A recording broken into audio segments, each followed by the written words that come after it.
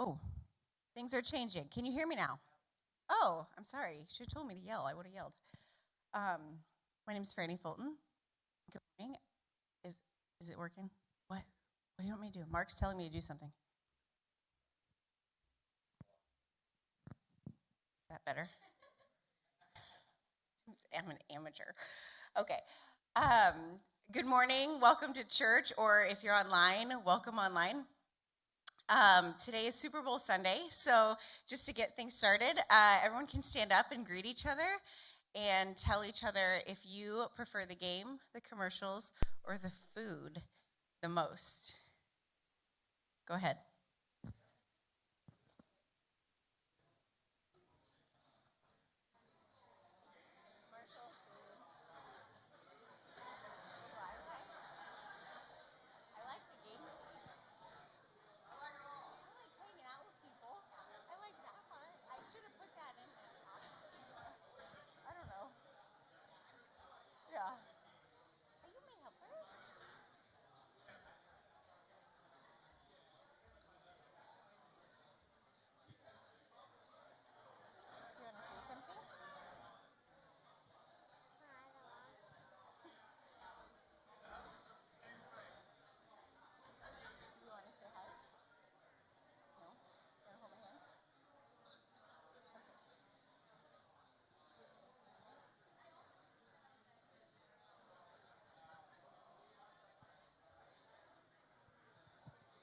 Okay, you can find your seats.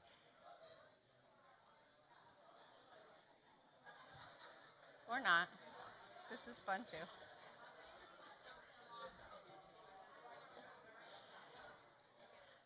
I don't know if there's an obvious answer because I can't make decisions very well, but the game is the last for me.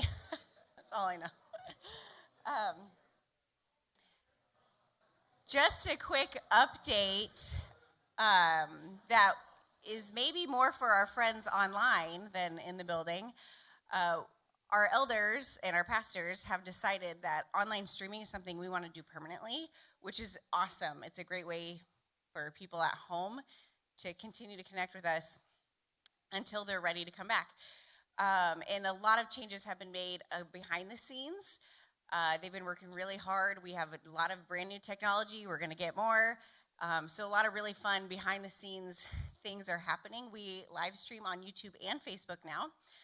And hopefully the quality is just getting better and better as they work on it and get new fancy stuff for us. If you see Eric or Mark or Travis or I don't know who else helped or is helping making this happen, tell them thank you. And also praise the Lord that we even have this capability while people are home until they're back with us. But if you know someone who wants to connect with church but they're not quite ready yet, invite them to join us on YouTube or on our Facebook page.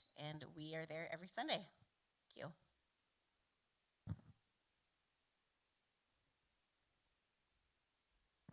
you. All right. Thank you, Franny and Archie.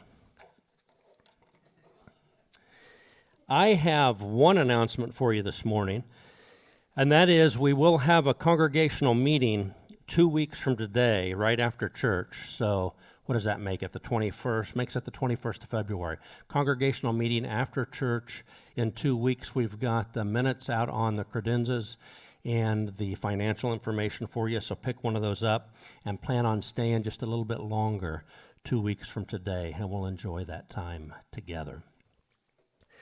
We continue in our series, Good Advice Never Gets Old.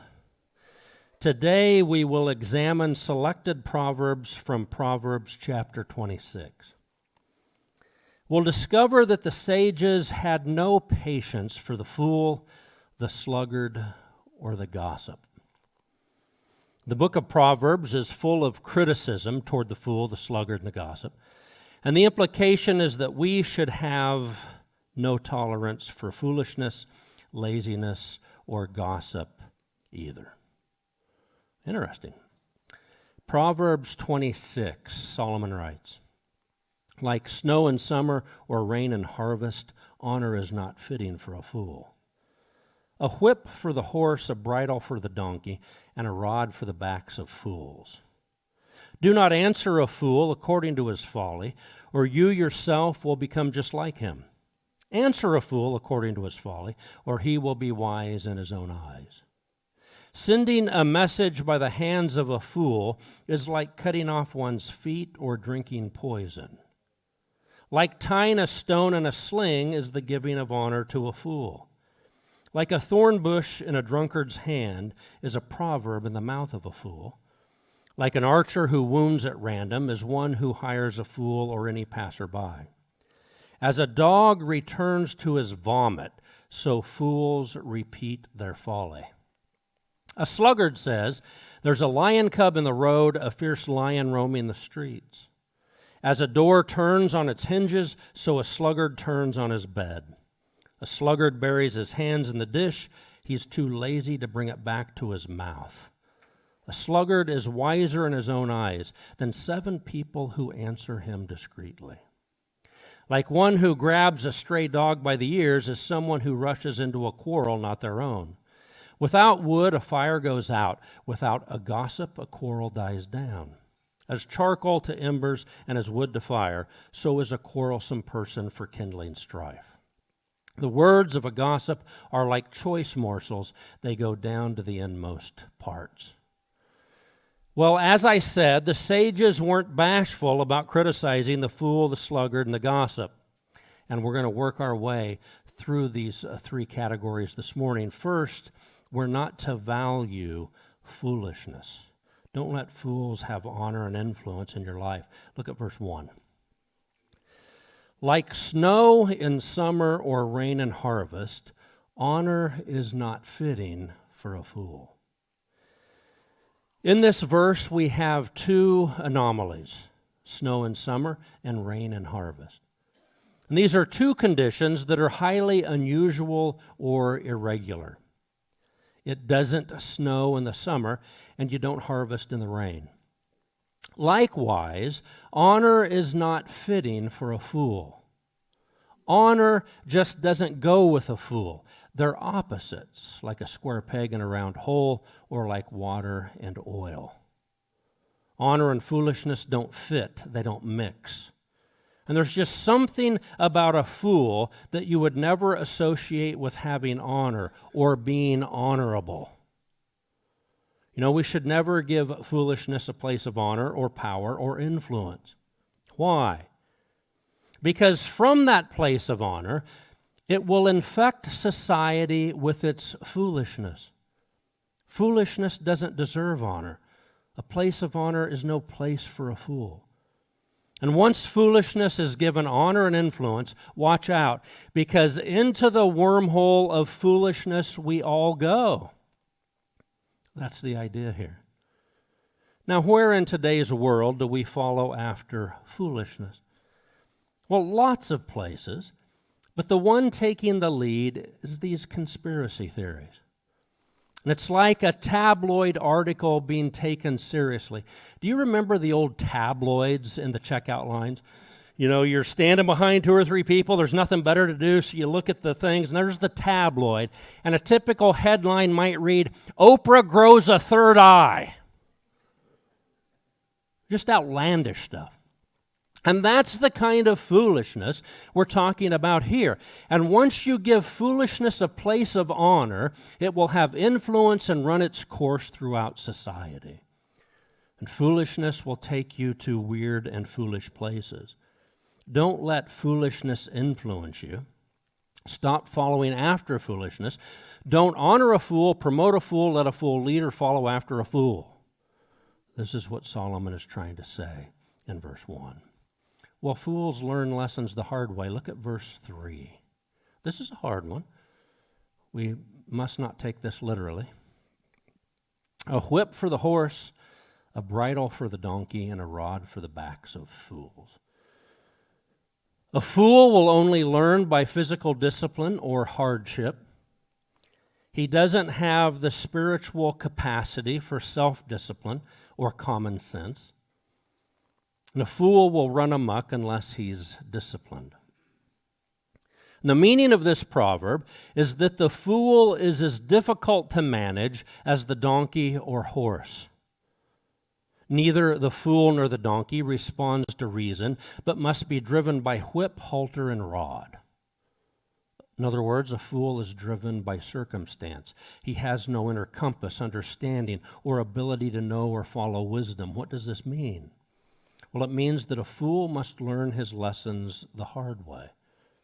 And his foolishness gets him into predicaments which bring about hardship and suffering because he ignores the advice of wisdom. In other words, life will chastise the fool in its own way to try and teach him some common sense. The fool never learns from wisdom, but waits to be disciplined by the hardships of life. Life is a great teacher, but the fool only learns lessons the hard way. And even then he remains stubborn and set in his foolishness like a donkey is stubborn and set in his ways. So life will continue to discipline and train the fool if he will allow it. We can't teach fools to become wise. Sometimes we have to allow life to teach them by watching them fail, fall, and learn the hard lessons of life. And there's this mix of compassion and I told you so when you relate to a fool. And ultimately, only God, in other words, the circumstances of life, can teach or correct a fool. It's outside our ability to enlighten a fool. And when you try to enlighten a fool, you will just get frustrated. Well, then Solomon tells us there's two ways to answer a fool. Ignore him or answer his foolishness before it's too late. Look at verses 4 and 5. They're opposite.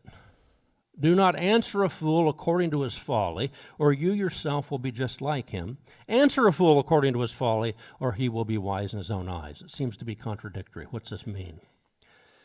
This proverb is talking about reasoning with a fool. And verse 4 advises the wise person not to answer a fool according to his folly, or you will become just like him. In other words, you can't reason with a fool, so don't even try it. And this strategy is to ignore the fool, to let his foolishness speak for itself to his own detriment. By ignoring him, you allow the fool to expose himself by his own foolishness. When a fool is ignored, his foolishness is on display for everyone to see. And in this case, the fool's speech or conduct is so outrageous that little needs to be said to rebuke it. It simply speaks for itself, and everybody can see what's going on here. Now, verse 5 gives the opposite advice. There are times when a fool must be answered in his foolishness, or he will be wise in his own eyes. In other words, he will think he is wise because no one has an answer for him. And the difference between verse 4 and verse 5 appears to be the severity of the context of the fool's arguments. In some situations, what we might call minor cases, it's best to ignore the fool. In other situations, it's best to answer the fool in his foolishness.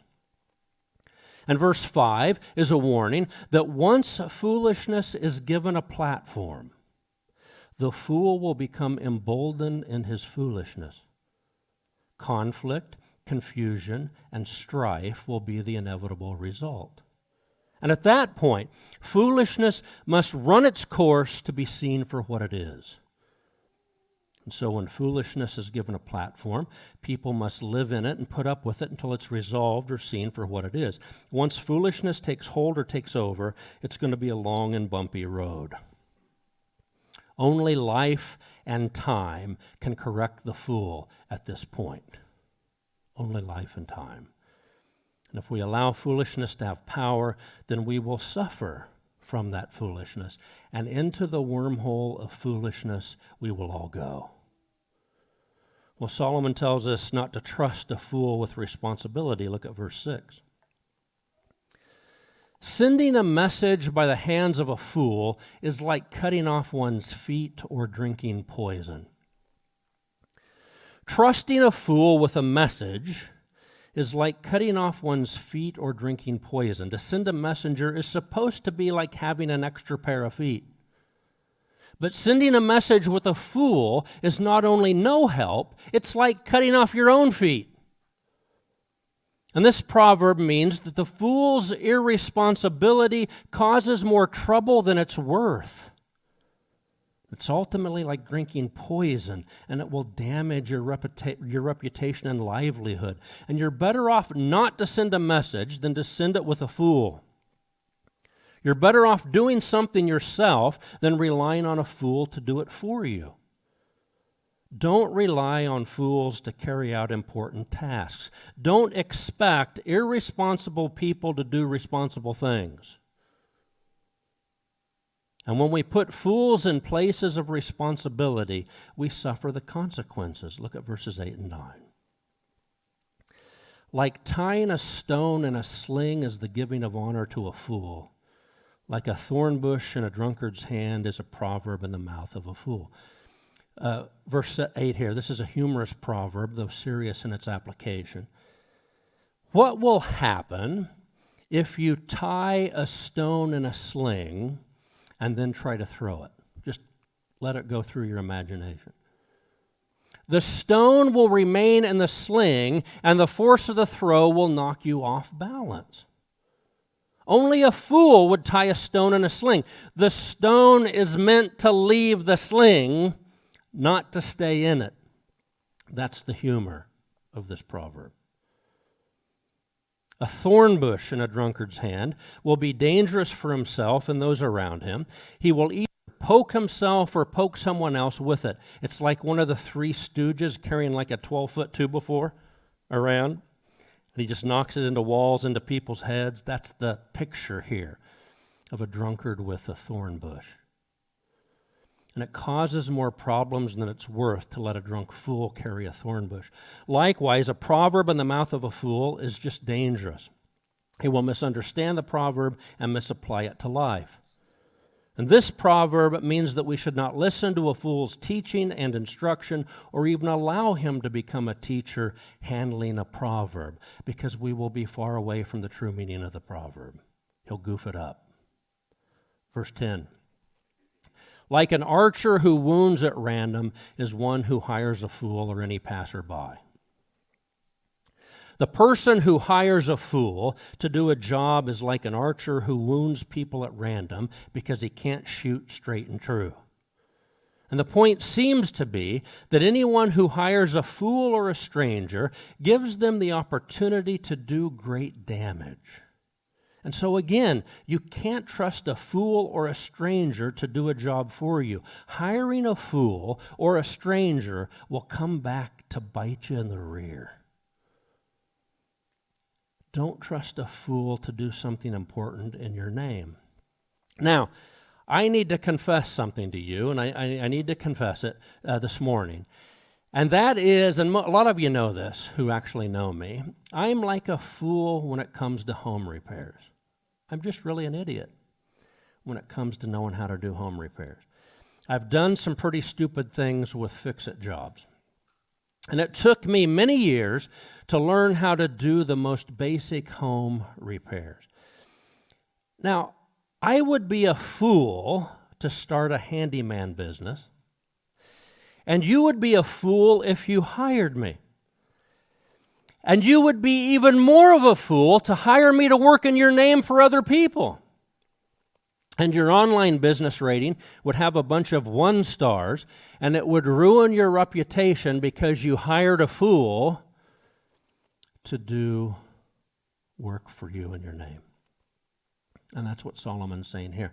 There are times in life when it's better to do it yourself than to rely on a fool. It's always better to do it yourself than to rely on a fool. You can't change a fool. And why can't you change a fool? Why can't we trust the fool? The strongest proverb yet, verse 11. As a dog returns to its vomit, so fools repeat their folly. I mean, that's strong. And this proverb speaks for itself. And as a dog returns to smell his vomit, so a fool will repeat his folly. In other words, he's drawn to it, attracted to it, can't turn away from it. He can't leave his vomit, but will sniff it, wallow in it, even try to eat it.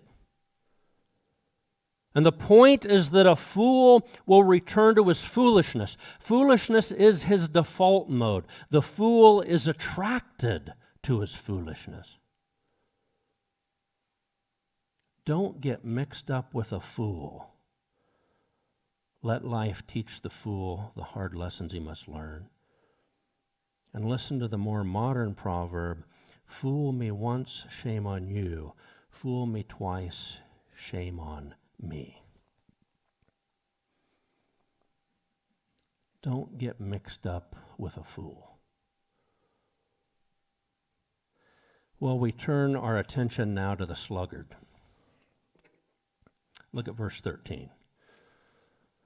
A sluggard says, there's a lion cub in the road, a fierce lion roaming the streets.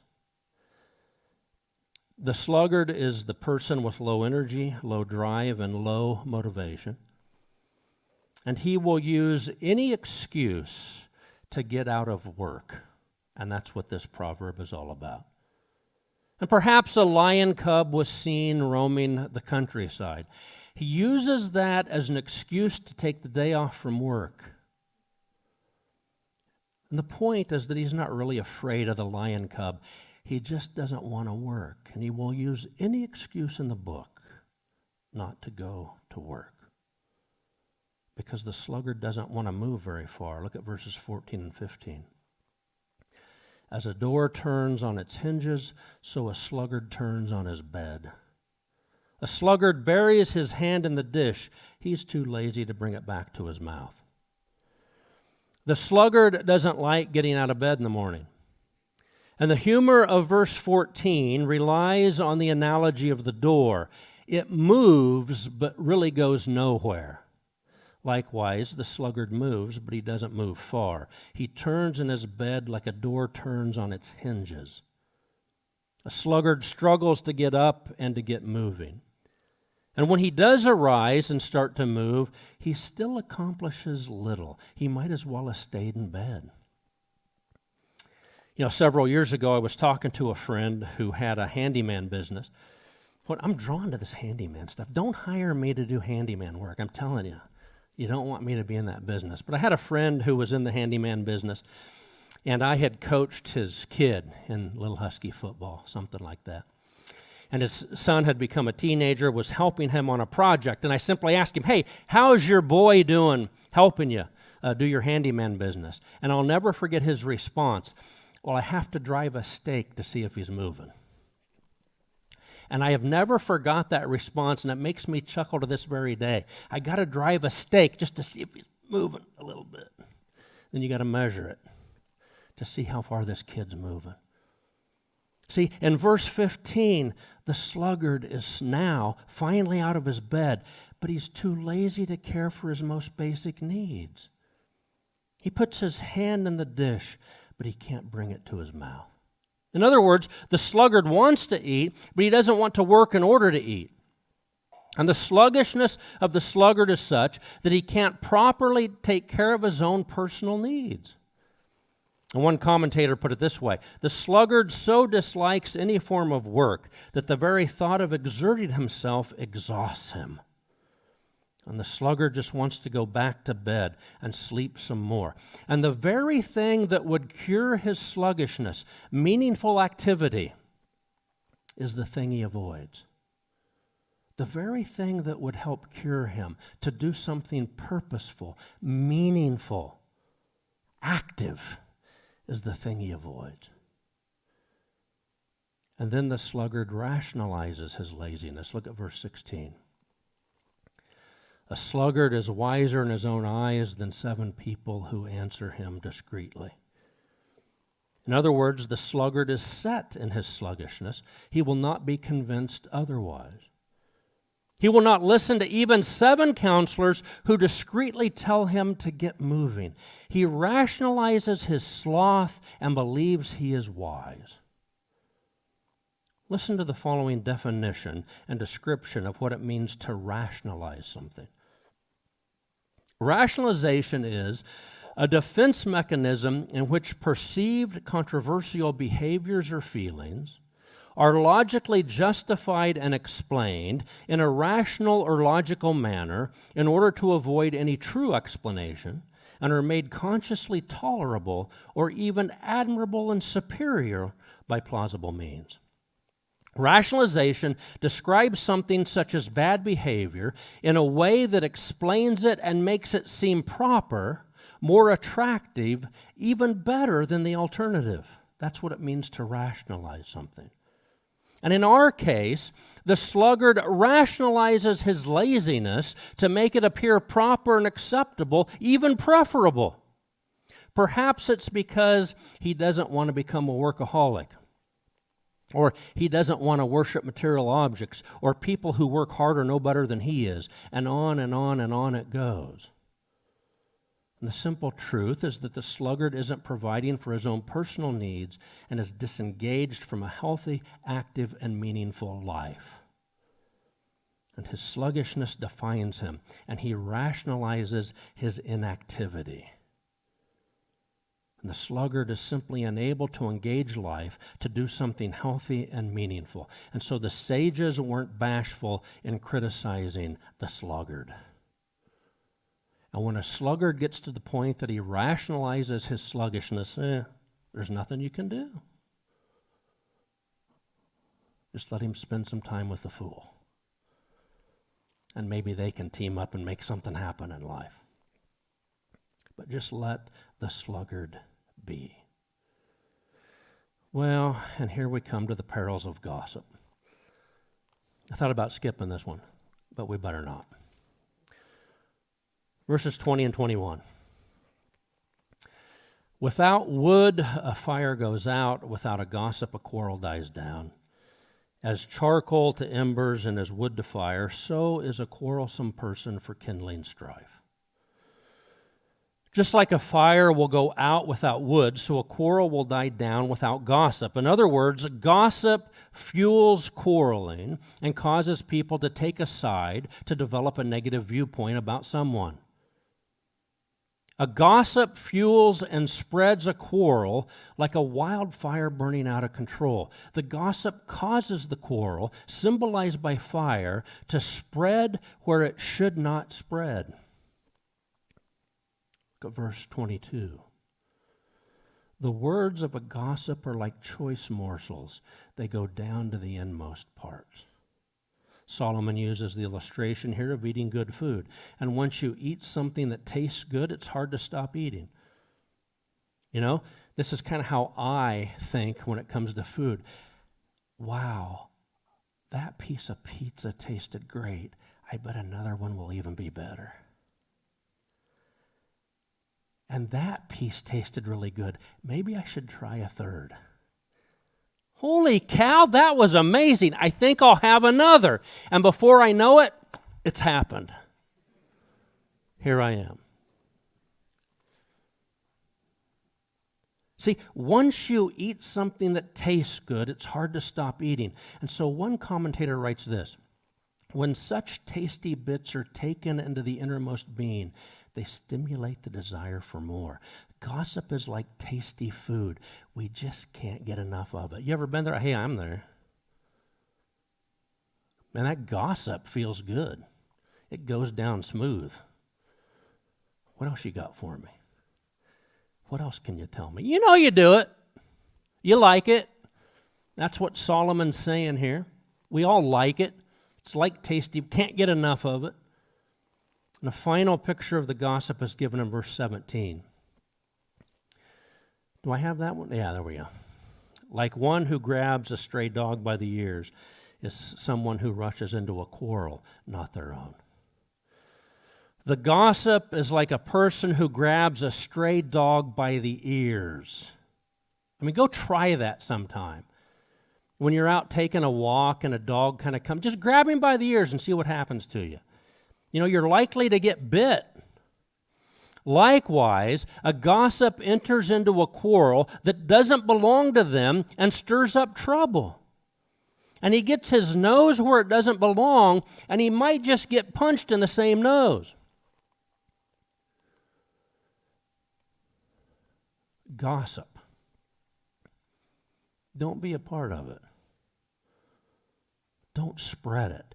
It causes people strife. And it's never completely true. It's really an evil. And so what's the big idea for us this morning? Well, the big idea is kind of simple. Limit your involvement in the life of a fool, a sluggard, and a gossip. The sages weren't bashful in their critique of foolishness, sluggishness, and gossip. And these are habits, developed patterns of behavior that do not line up with the way of wisdom. The fool isn't connected to wisdom, the way life was meant to work.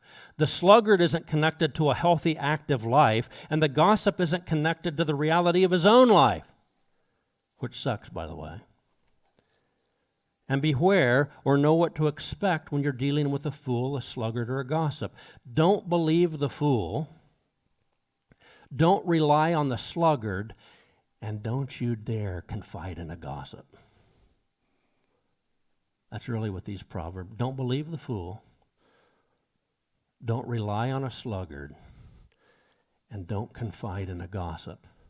Or your life will just be hell if you do those three things. Because it's the opposite of the way of wisdom. And so Solomon's trying to warn us not to get involved in these things. And when you see these tendencies in your own life, and you will, work on them, but don't become fixated on them. And what I mean is that it's okay to have a day of rest and to be a lazy pile occasionally. That doesn't mean you're a sluggard. It's not wrong that I'm foolish with home repairs. I'm learning and I can always hire to have something done right. It's okay to engage in conversation about something somebody tells you. Just steer the conversation to an appropriate place. Try to build people up and not tear them down. Try to be objective and find truth and beauty everywhere. Don't be influenced by or try to influence others by foolishness, laziness, or gossip. And instead of making a quick, foolish decision, not prayed and thought through, take time to pray and think about the decision you need to make. Get wise advice about what to do. Instead of being lazy, make a plan to do a few things throughout the day. Turn some music on and do them. Instead of gossiping about someone else's situation, check yourself internally and direct the conversation to another place by simply changing the subject. And finally, it's not our job to change the fool, the sluggard, or the gossip. But we certainly don't have to be influenced by them, and certainly not to become like them. Don't believe the fool. Don't rely on the sluggard, and don't confide in a gossip. Let's stand together and pray.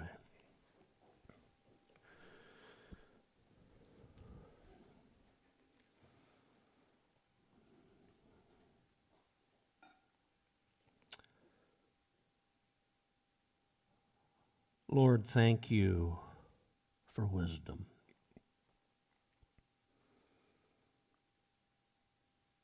And Lord, I thank you for letting wisdom to speak truthfully about life.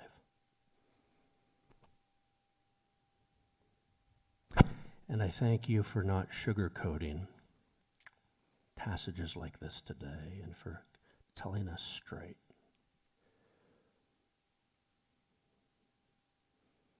That there is such a thing as a fool, a sluggard, and a gossip. And they have nothing to do with wisdom.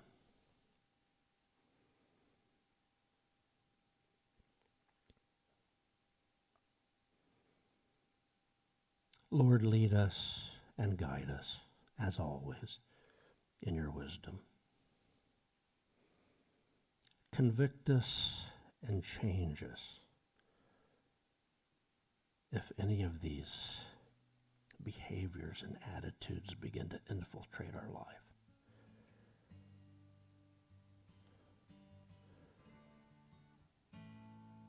and may you always receive the honor and glory in everything true, good, and beautiful. Amen. You are dismissed. Have a great day.